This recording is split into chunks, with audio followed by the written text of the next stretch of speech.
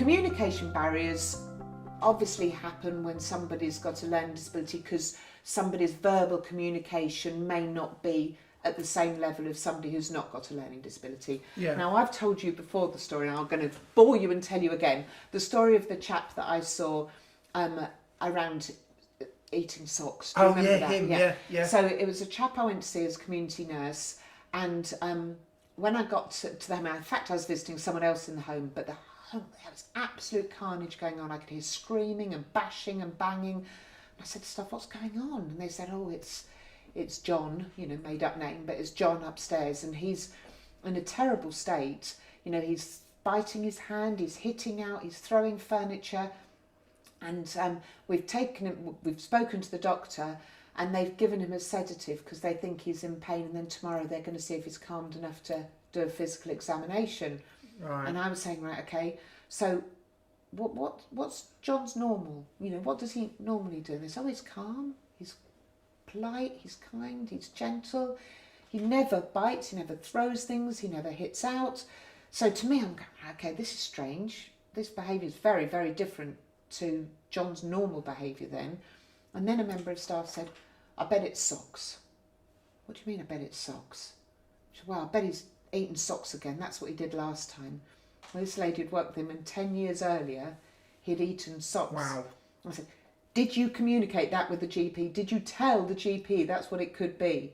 And I said, well, no, we told him we thought he could be in pain. And it was like, that's a very different story. He is communicating pain, and you need to verbalise what he's communicating. So I remember saying to the staff, we need to speak to the GP and say, John, if he was verbal, is currently saying, help, help, I'm in agony, do something. He is in screaming agony.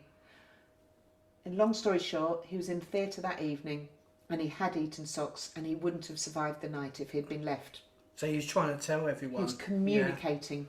And it's about reading communication, and whatever the healthcare service someone is working in, it's about them using the intelligence of the people around them, the people who know the person best, to say, what is he communicating? Yeah. What is he saying? What is this behaviour saying? Rather than going, that's scary, this man looks very aggressive, it's, what's this man trying to tell me? Yeah.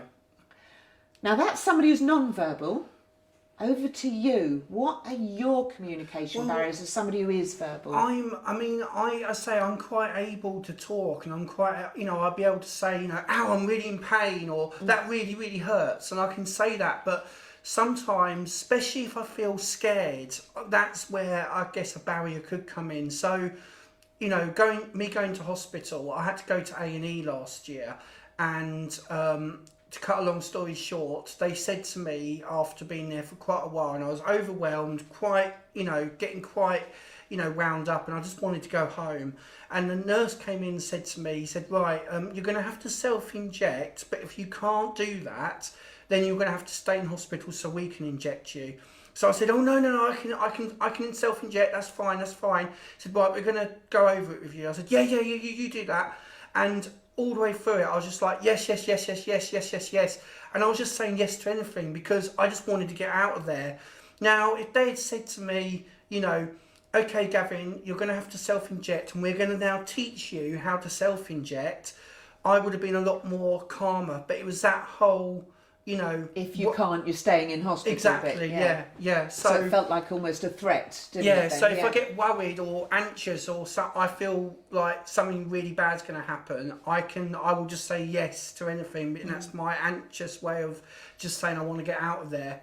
And interestingly, that's about them being able to read your communication, that your anxiety, I've seen you when you're anxious and you start twiddling and you're looking around the place, and they have interpreted that as your learning disability, not as you communicating anxiety. Yeah. And then when they've told you and you've said, yes, I can do that, they've interpreted that as you saying, yes, you can do that, when in fact you were saying, let me get out of here, let me get out of here, let me get out of here. Yeah. Now I know if you hadn't had Naomi at home, you wouldn't have given those injections. You would have just gone, I'm not doing that. And you'd have gone all quiet and just left it and not ever had the injections. And it's only because you've fortunately got a wife who is the sort of goes, well, you're going to have to learn because, isn't it, to make you go somewhere else and get that help. And actually, that could have made you one of those statistics, because those injections were essential because they were blood thinning injections, weren't they? Yeah, they were. And you could have ended up with a blood clot and dying as a direct result of that communication barrier. Yeah.